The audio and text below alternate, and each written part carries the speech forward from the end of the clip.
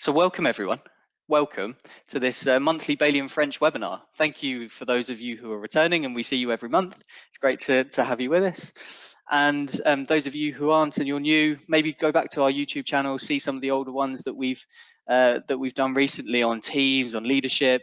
Bailey and French host these monthly sessions to help you really do some deeper thinking on some of the hot topics, and of course centered around humanizing the world of work, because that's what Bailey and French are all about. My name's Anthony. I'm part of the Bailey and French team here, and on the learning team, I also work alongside our recruitment colleagues, and I'm head of partnerships at Bailey and French. So today, I'm really pleased to be welcoming, and I'll welcome everyone individually in a minute, but the IMI and Bailey and French have been working in partnership for a little while, and we're excited to kick off a new program that's going to go live in September and November this year. So we're really excited, and we want to cover today three things. So we're going to first take a look at the research and take a look at some of the upcoming trends. We're also going to be looking at the kind of design elements of what you need to be building into your programs, and then we'll be sharing a little bit about our program and how we've put that together when it's launching and all of those fun things. I'm going to be introducing, as I said, each person as we go. So they'll be popping up on the screen. There'll be two of us. We'll have a chat, and then I'll introduce you to the three colleagues. Julie, I'm going to start with you. So Julie and I have been kind of talking about this for a little while. The topic around graduate development has, of course, been a hot topic for many of you. Hiya, Julie. And what we kind of understood, wasn't it, Julie? It was, let's look at the human experience. Let's look at graduate development on a little broader scale. The clients that we're speaking to at the moment have a huge opportunity to bring a human experience, human leadership, human touch into their standard kind of graduate development programs. IMI have been doing some fantastic stuff. So Julie, enough of me talking. Give us a little bit of an insight into you, into IMI, and give us some understanding of the key trends that are happening right now. Thanks, Anthony, and a good afternoon to everyone. We're absolutely delighted to be here on behalf of IMI. We are aiming to give you value for your time and your attention over the next 40 minutes or so. A little bit about ourselves. The Irish Management Institute is the largest provider of graduate development in Ireland. We are the go-to provider also for a number of multinationals across Europe and North America, where we do quite a bit of work. We are in 2% of business schools worldwide with AACSB, which stands for the American Association of Collegiate Schools, an important accreditation for those global business schools. So we are small, but very, very active, a bit like the Irish. Diaspora is everywhere, and we're globally ranked by your own Financial Times, so we're very proud of that. We work at the top of the organizational period, but we also work at the lower ends, and that's for organizations who truly believe that leadership starts at the point of career entry. And we'll come back to that. Look, we've been busy with both desk and field research with our team at IMI around Gen Z in particular, and what really makes them tick. So that's really what this session is about. Let's remind ourselves of the needs and struggles and attributes, first of all, of Gen Z, and you'll see them here coming up in the slides. I'm not going to go through every one, but just to touch on a number of them. Flexibility, well, their perception is their reality and our reality. No one size fits all. We'll touch on that later. Sense of purpose. They have a massive need for purpose. It's bigger than ever. And yet we don't really know what that means for all graduates. So we're getting a lot of feedback on that, which we'll come into. Being engaged in meaningful tasks, their patience level is not great. And if they don't work on meaningful tasks, they contact what's going on, why am I not busy doing the work I really, really enjoy doing. So lots of things to discuss around that. Social interactions and a sense of belonging. Well, that's being eroded massively by virtual work. And yet they need this despite being digital natives. So it sounds a bit like a dichotomy. Opportunities for career progression. If there was one thing we would call out, it's that we can't emphasize enough the importance of giving them even light touch career pathways, which we'll touch on. Older generations, like myself, might have been a bit more comfortable with ambiguity, but this is not so for these early career holders. And there are very simple ways to do that without having to give them promotional pathways, which is not always an option in the real world of work. They do prefer to work independently online prior to engaging in workshops such as the interaction that has been done, whether that's a learning workshop or a brainstorming workshop. They need a bit of time to get their heads around. Don't underestimate their lack of confidence.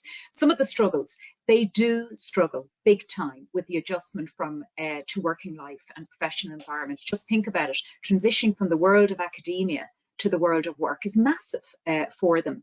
So bear in mind, this is as much about building their characters as individuals as it is about building their skills and behaviors, their business etiquette, how to work, how to navigate. They really don't like social isolation due to the hybrid working environment that we're in at the moment, especially if their online interactions are with different generations or more experienced colleagues. They find that really daunting, and they can absolutely struggle with communication with senior colleagues. How they speak with senior colleagues, how they ask questions, how they offer insight, we should not assume they know this.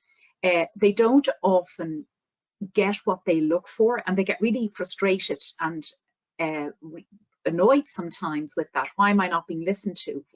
They need help with that level of communication. On confidence, it's a bit of a dichotomy, and you do see a little bit of perhaps you see a little bit of contradiction here, because what we're seeing on the outside, which can often be a high overconfidence bias, is actually covering up deep vulnerabilities. So just watch out for that. On attributes, ambition, ambition, ambition. My goodness, they strongly believe the world is there for their taking. And they strongly believe that they will truly succeed, which is fantastic. And we need to harness that. It's a great attribute to have. However, the knowing-doing gap is very significant. So it's really important, and I'd encourage you to put structure around that. It is invaluable if you do. Penny dropping moments, that knowing-doing gap. They absorb information very quickly, but give them opportunities for those penny dropping moments. Oh, right, that's what you mean, or that's what that's like, the knowing, the doing. So lots and lots of action learning if there's an opportunity to do that. So moving on, what are recent Gen Z graduates really looking for? Well, the research here is, if we can just move to the next slide, the research here is relatively specific here. They absolutely want clear and combined learning and development pathways and a career pathway together. Learning and development and career pathways looked at the same, the interdependence between those two pathways. And it's not always possible, but let's think about this. And there are simple ways we can make that happen. So for instance, how and when we message to them can resonate massively for attraction and onboarding. Seeing that, knowing there's a potential that they can see that progression, growth, and it doesn't have to be growth vertically, and be growth laterally, okay? How we encourage line managers to support them. It doesn't have to be time intense. The amount of managers we work with, thousands and thousands, I don't have time to mentor, I don't have. We're talking 20 minutes, 15 minutes can have a profound effect. So light action mentoring is key here. How we pivot their work design. Again, think laterally, not vertically. Expose them to other teams, interesting projects, interesting experiences. The learning and career pathways have changed massively, specifically in the last 3 years. So we're seeing really, it's all about the flat army. It's all about skills. Jobs and job families and hierarchies are being really changed dramatically. So it's all about skills in the right place at the right time, doing the right thing. And remember, one of the top reasons for attrition is the perceived quality of work design and mentoring. They're the two biggies, the big standouts. So small actions can have really a profound impact. What are Gen Z looking for? So if we look at what this looks like for them, well, by far this generation sees the world of work so much more than a job. The climate couldn't be more disrupted, and they are keenly aware of job stability, but they'll easily transition between organizations as a means to develop their career. So that's something that is something we need to get our heads around. Their values-centered mindset are actually often quite set, or they think it's set by the time they come into the world of work. They'll research you and your company, I should say, with as much focus on your societal footprint and impact as much on the career opportunities you offer them. So have you got that balance right? They are attracted to and tuned into clear policies and actions for inclusivity and diversity. Remember, 70% of Gen Z state it's important to defend causes related to identity.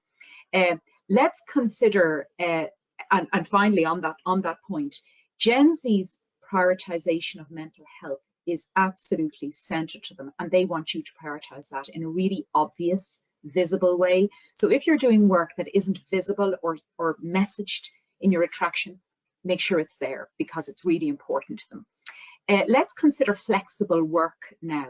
So only 11% of 2,500 soon-to-be graduates surveyed recently want to work full-time remotely. So only 11% actually want to work remotely full-time. But they are comfortable with remote working methods, with 62% of Gen Zs prioritizing that flexible work. However, let's think about flexibility. It's measured in more than hours. They really value independence, but they want to be part of a team.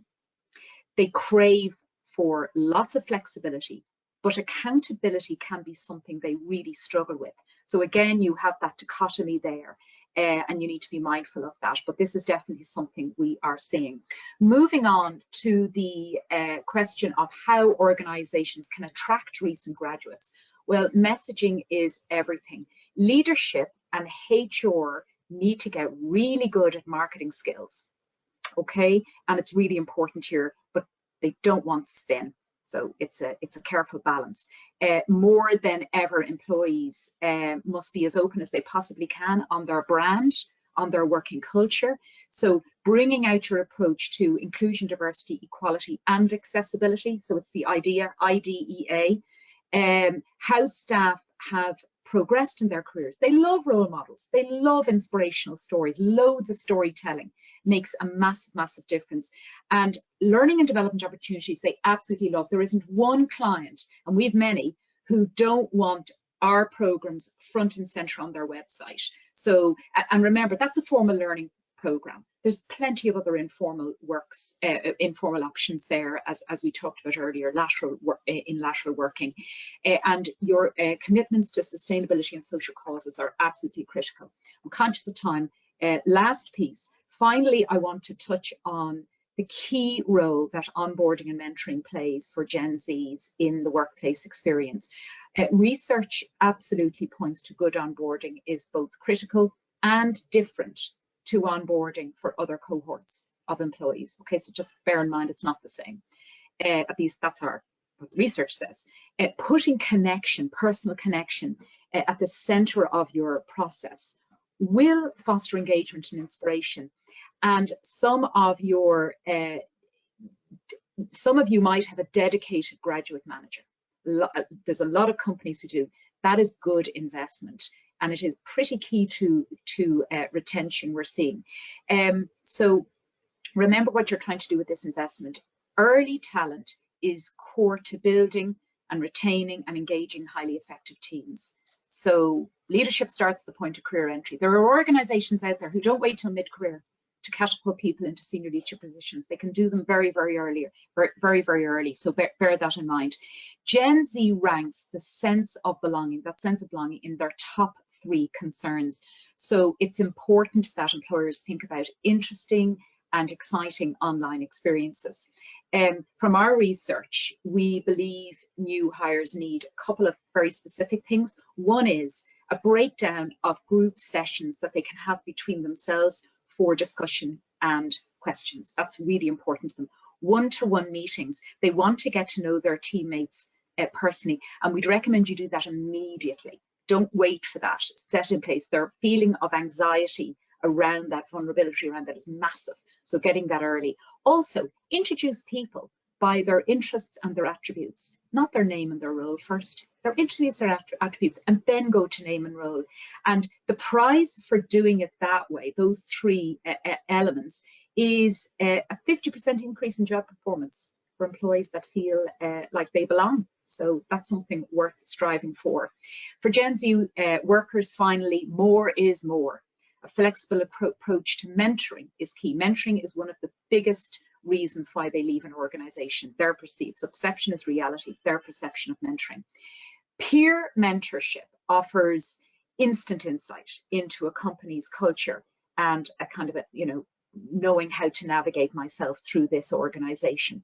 Higher level mentors are very good to have, as they can show new recruits, how to navigate, ask the right questions. But it's worth noting that senior leaders as mentors is not actually the most inspirational type of mentorship you can do. Sometimes it's the same level or just one level up. They need to see what that level up looks like. It's more immediate to them in their careers, not 5-10 years out. There's no doubt about it, mentoring is fantastic.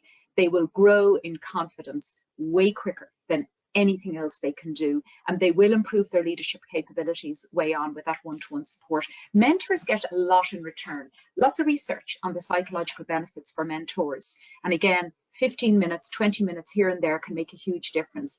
They benefit from a perspective of somebody else. It's a reverse mentoring, the concept of reverse mentoring, and as I said, grabbing a coffee and helping them, with new connections and broaden their network. It all helps.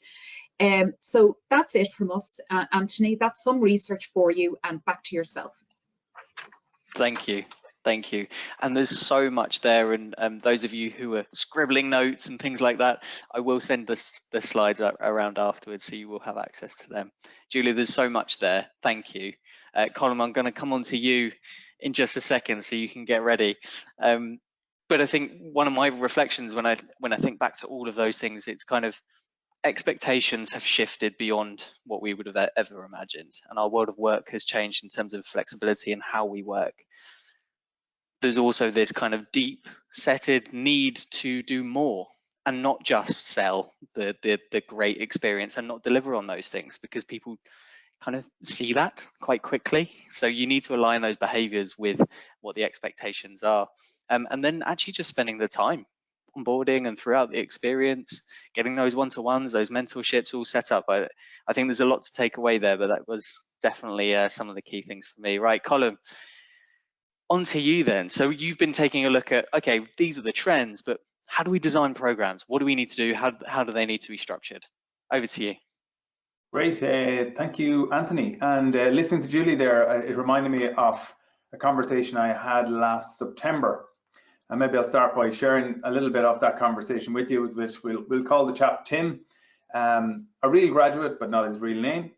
But I was meeting with Tim as I prepared the detailed design of a graduate program that he was going to be part of. And the purpose of the conversation was to get some participants' views to inform that program and understand what their challenges were. So when I met him, it was on a Zoom call, and he was working from home when we met. And what Tim said to me was that, to be honest, Colin, he said, I'm not that busy at times in my job, and I'm working from my bedroom. I have Netflix on hand, the bed is beside me, and he said, to be honest, it's easy to spend time lying around or watching something on my phone, and I prefer to be spending more time in the office. So that really stuck with me. Look, I complimented him and thanked him for his honesty, and the rest of our conversation with him reinforces the wider research that Julie has just taken us through. So hello everyone, my name's Colin Finnegan. I'm a program director for the IMI Graduate Development Program.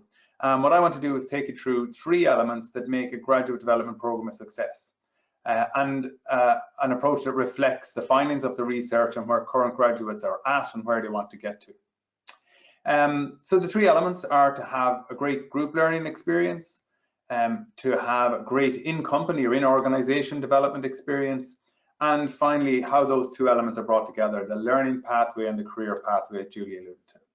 So if we kick off with the great group learning experience. So within this, when it comes to bringing graduates together in a group setting to learn, what we know is that those sessions must develop practical skills that graduates want and need. Things like collaboration skills, the skills to communicate and influence the sort of range of people that they're encountering in the role. And then personal leadership skills are important. So that's the whole thing of managing themselves, managing their workload, so that they can present themselves. They want to present themselves as credible professionals, and they want to make an impact in their role, in their team, and in their organization. And this approach aligns with what graduates have said they want. Using the experiential and experimental methods in those group sessions really helps graduates to see how the learning works and helps them identify their own strengths and development areas that will support them in their role and in their career. It also helps, taking that approach also helps them to keep the graduates engaged and manages those shorter attention spans that sometimes they might have. And finally, peer learning opportunities. We know that engaging with peers and discussing learning with peers increases retention and application of that learning. So it's an approach we follow, and graduates benefit greatly from hearing from and learning from their peers. And it doesn't matter whether those peers are in different teams in the same organization or indeed from different organizations. They really benefit from that. What it also does, it helps them to realize how much they can learn and gain from collaborating and sharing information with others. So in summary, using this approach in the group learning experiences with quality, practical, relevant content, it'll mean that your organization will know the graduates are getting expert input that'll develop the type of skills that both the graduate and indeed the organization needs. If we move on to the next slide, we look at, well, what should go on within the organization, within the company. So this element is vital for both the graduate and the organization. We've seen, and you may have even had that experience in your own organizations, where an organization spends money on development, but don't put the internal supports in place. And then they might be surprised or indeed upset that the development isn't paying off and it's not realizing the benefits they'd hoped for.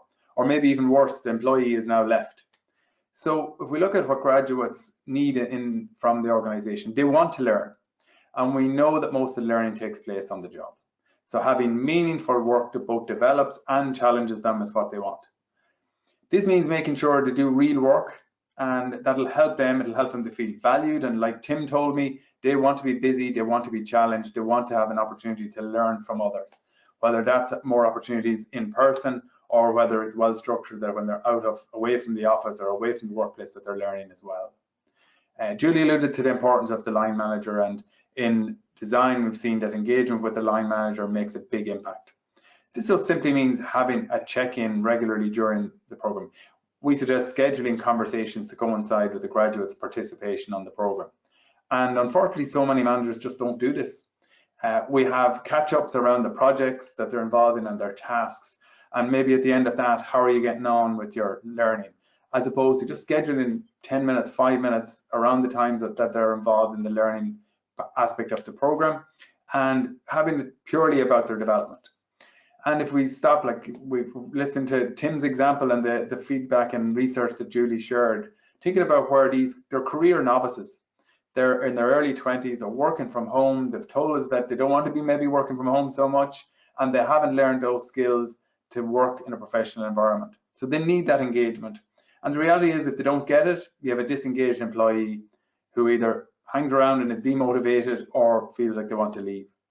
And then having that buddy, and Julie mentioned the benefits of having a buddy or mentor system in place, but we found really enforces the learned behaviors. And again, that's just about having someone to look out for them. And Julie shared, the impact it can have on the person doing the mentoring as well.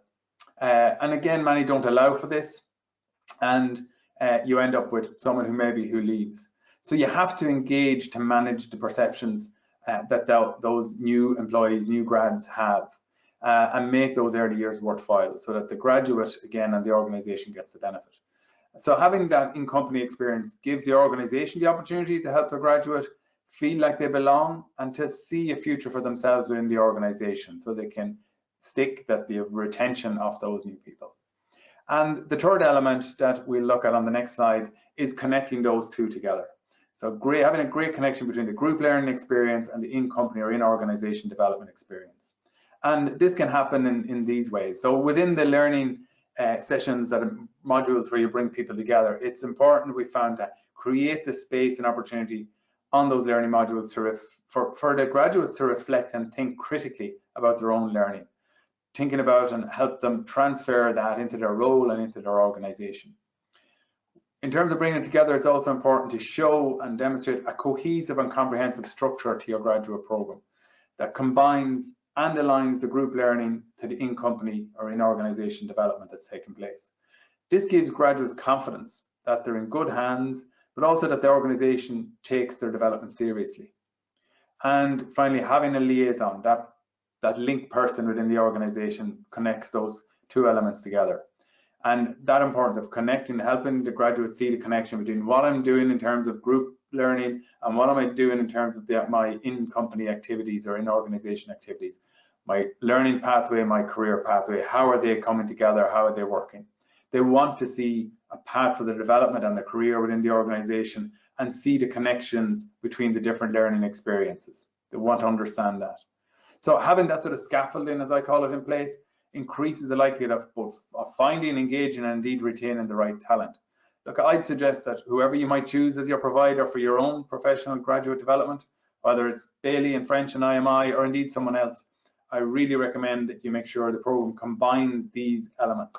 So they're the big things, Anthony, that I believe I've shown to make a well-designed graduate development program. So back to you, Anthony. Thanks, Colin. Thank you. It's really interesting. And actually, you know, some of the trends there you see across learning experiences generally, you know, peer connection, make sure there's a network of learning so that learning can be embedded and continued in terms of people's unique strengths and how to apply that learning. So it's not just about knowledge, skills, but it's also about their strengths and how they bring those to life and those behaviors to life authentically. But there's some really specific ones. We've had a load of questions come in around what sort of networks, what happens if people aren't engaging, you know, with mentor groups, you know, how do we make sure that the line managers and senior folks, and I know kind of Julie, you mentioned about not making sure it's super senior folks, that they're people that are reachable, but they're often really busy. So what can people do to kind of build on that and make sure that people are engaging? But we'll come to questions at the end. Thank you, Colin, that was really interesting. Kira, I'm going to come to you next, so I'll let you kind of get all set up with the camera and things. But I guess this is then where we start to talk about the program itself. So we've looked at the trends, we've looked at how we structure and what we need to do in terms of the design. IMI have won awards left, right, and centre. Bailey and French are then kind of sprinkling the human, you know, let's discover our strengths, let's understand those personal connections. How do we bring in the concept of positive psychology and flow so that we're developing kind of the whole human being into this? Tell us more about the program. Tell us more what's going on. And I think it's a September launch, but then a November kickoff. So tell us more, Kira. Sure. Thank you, Anthony, and hi everyone. My name is Kira Kassan. I'm a Client Development Manager with IMI, specialising in graduate development. So having heard the research this afternoon from Julie and Colin, it's clear now that human-centred work is where it's at. And IMI have created a programme that places this at the very heart of building career and learning pathways. So we're confident from our years of experience delivering these programmes across all sectors, public and private, here in Ireland and internationally, of the evidence that they really do contribute to reduced attrition and early talent being engaged and future fit. So we're delighted to support the development of graduates across the UK this year by bringing this programme to you in partnership with Anthony and the team in Bailey and French. So I'll share some information with you now as to what that programme looks like. So firstly, the programme will launch in September and will run over a 12-month period. And when your graduates take part, they'll be joined by graduates from other companies and other sectors. And one of the key benefits, as we've heard, particularly in Colin's research there, is that graduates really benefit from the networking and the peer learning that takes place under this format. From an organisational perspective then, the programme gives you the opportunity to go out and attract, develop and retain top talent through offering a world-class graduate development programme, regardless of the cohort size. So if you're wondering now if your organisation is a fit for this programme, the only requirement is that you're seeking to develop between 1 and 8 graduates, or indeed recent hires this autumn. And usually we have in the region of 7 companies, each sending a number of graduates on the programme. So what does the programme itself look like? So it's a 12-month programme journey, and it comprises 6 two-day modules that you can see on the screen now, with each module running across 2 consecutive days. And the programme has been designed to ensure that each feature and all of the modules logically flow and build upon the previous. So for module 1, we'll delve into self-awareness and managing oneself. And participants will develop a really practical toolkit for managing themselves in a busy operating environment. And underpinning this module, and in line with Bailey and French's human-centred approach to leadership, This module will also help develop awareness of unique strengths and what it means to be authentic at work. So moving on to module 2, which will be delivered by Bailey and French, it's centered on building professional resilience, and within this our graduates will also explore strategies to build supportive relationships with their managers and with colleagues across the organisation. Importantly here as well, they'll learn to use a strengths-based approach, and that's important when it comes to working with this cohort, and they'll use that around working and decision making, and they'll also be presented with a number of challenges, and together they'll work to find solutions to these. They'll also explore positive impact and innovation and maintaining positivity and resilience through change. Module 3 then is a really interesting feature of this programme. So IMI graduate development is based on experiential learning. And for this module, we bring graduates together to an outdoor experience where they focus on building their leadership and their team building skills in that outdoor setting, so that graduates will explore performance and motivation and thriving and finding flow, as well as managing their emotions and their time and their energy to really maximize their performance. Module 4 then moves on to a focus on managing change. And within the context, as we know, that change is a constant, graduates will understand the cultural and the human dynamics that impact change, and they'll also build on their communication skills to support them in doing this. Module 5 then will focus on commercial acumen. And within the context of commerciality, graduates will develop an appreciation and an understanding of the importance of understanding the wider ecosystem, regardless of their role and function. They'll also develop their influencing and the negotiating skills in a really practical manner. Module 6 is the final module where graduates will explore how one communicates and presents their messages directly correlates to their leadership ambition. They'll also present a strategic group project that they'll have been working on. They'll present it to their peers and they'll invite organisational stakeholders to join this as well to mark the end of the programme and the culmination of the learning. So that's a very brief synopsis of the programme. Really what it does is it challenges graduates to maximise their potential, develop new skills and find new openings within their work to provide the fresh thinking that we all know they possess. The benefit then to your organisation is that there's an immediate professionalisation of this new resource and a future leadership pipeline is created. So to summarise, we'll kick off with a launch in September with our first module taking place in November.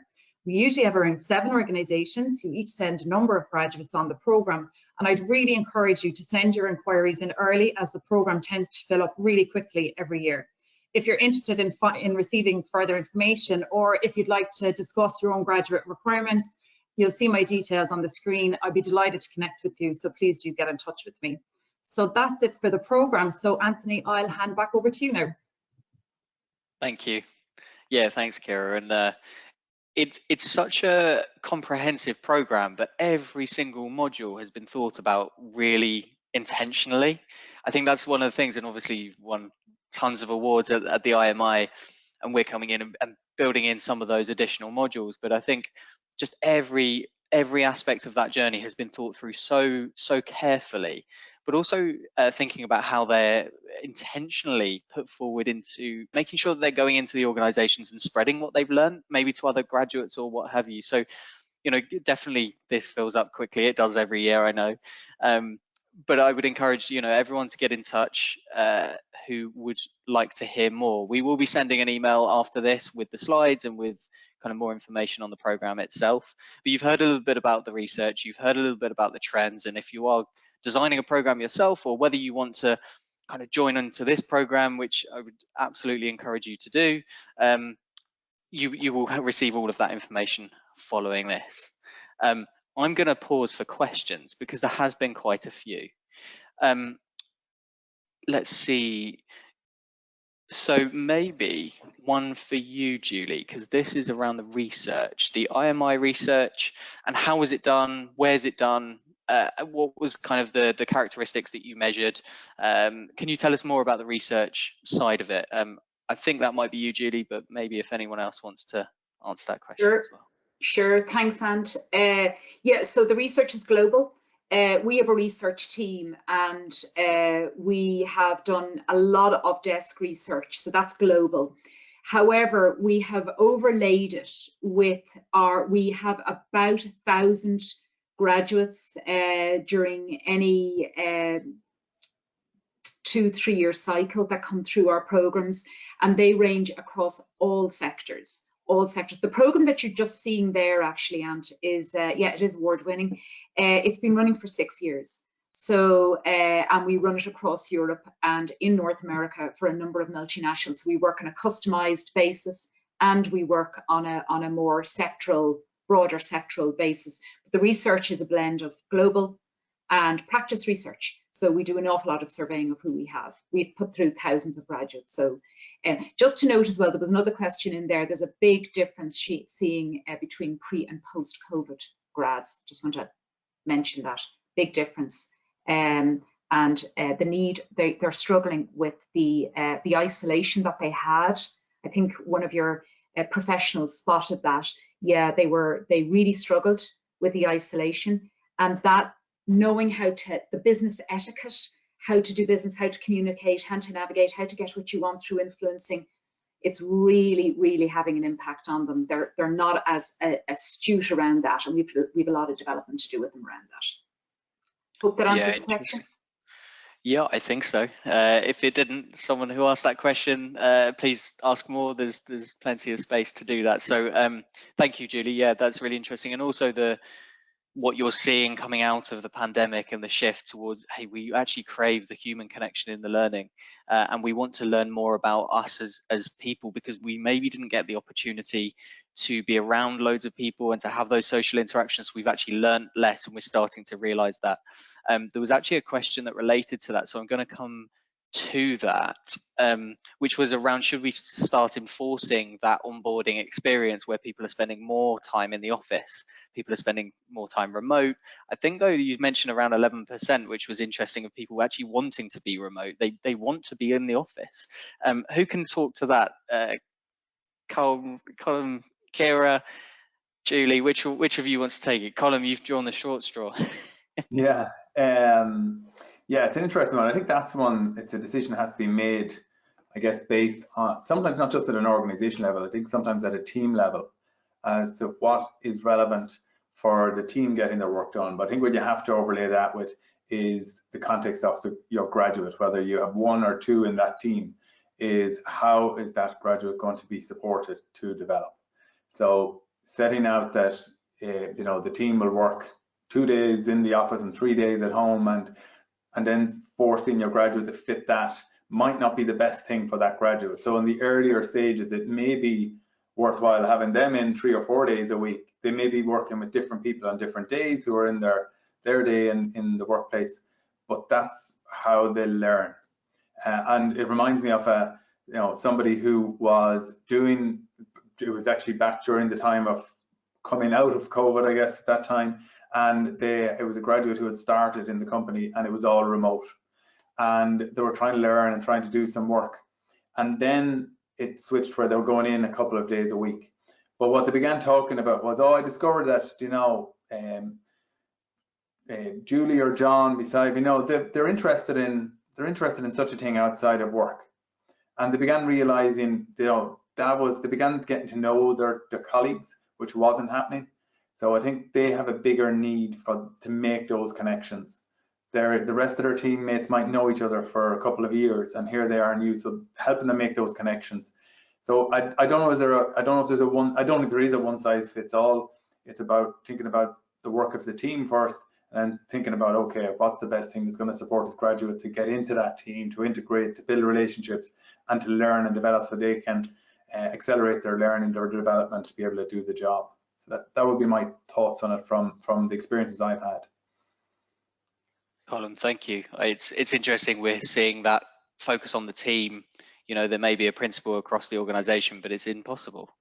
You know, the team needs to make the decision for that person.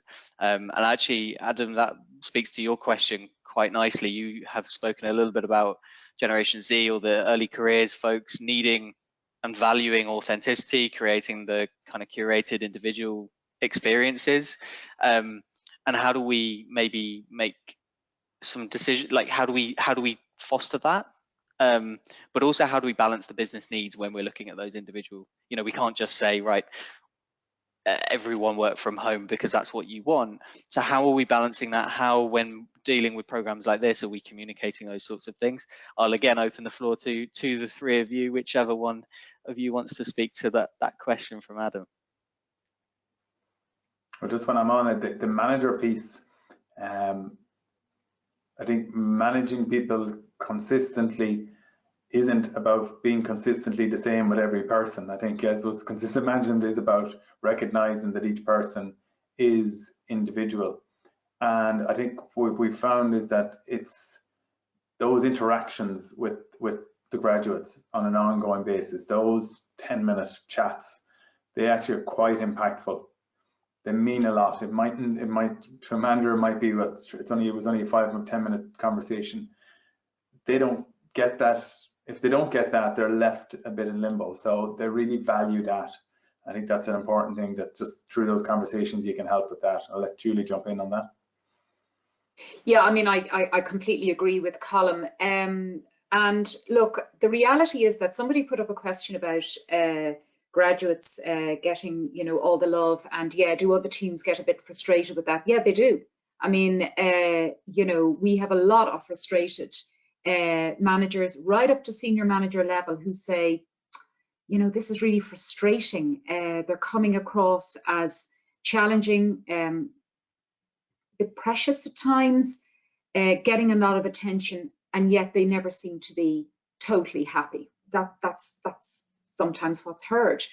But our response to that is, what do we expect? Because that is what we will get if we don't put time into giving them the skills for better integration. They don't know what integration and collaboration often looks like. So really sitting down with them, breaking it down, it's the knowing doing gap. What they get at a concept level, like they did in university, is totally different in practice. So sitting them down, doing some role plays, really giving them a sense of a reality check on how that's perceived can be really penny dropping for them. And in return, team members need development. They need to understand the difference in Gen Z. It's quite different. And as I said, even pre and post COVID. So really understanding that. We'd encourage every company to look at their multi-generational ways of working. Just look at it, review it, and give the top tips to different levels and different generations of staff. Keep it simple, keep it short, and then you're mindful of that going in. So, you know, some really quick wins there. Yeah, definitely. And you can also, with those tips, it's not about necessarily the individualistic kind of programmatic way of working. You're just saying, learn more about yourself, because I'm conscious to generalize, you know, myself, you know, I work differently to other people. But actually what I need to do is, how do I work best for myself? And the team and the organization needing to give that flexibility. I was doing a piece of work recently around the entitlement piece that we're hearing a lot of kind of questions around, and that's not new, right? But it's kind of, how do we do that? How do we bridge that gap now? And feedback is the answer. It's the number one thing in terms of the most effective way to bridge that entitlement gap is continuous time and feedback. So it's great that kind of newer generations are really confident and bringing new ideas and challenging everything and having different expectations. But unless the manager has the skills and the confidence to go and have those conversations and in a constructive way, as you say, there's some challenges there. But there's a question here that almost relates to that a little bit, but I'll segue to it nonetheless. Organizations attracting grads, where does pay come into this? How much are we actually looking at this type of a program and the experience as a whole as part of the attraction and future kind of workforce planning kind of piece of the puzzle? Who wants to tackle that beast of a question? Yeah, pay did come into it, but it's further down, and that's not unusual. That's it could be any research at any generation. Pay is further down, and what they will prioritize over pay is a clearer career pathway and growth pathway. If they can see a growth potential and an opportunity to really explore and expand their skills horizon with interesting experiences, that'll matter more. Look, we've all seen, you know, a lot of attrition in the tech sector, jumping from role to role to role. And that is of its time, but generally it is down to absolutely experiences over pay, no question. There's a hygiene factor with pay. It needs to be enough.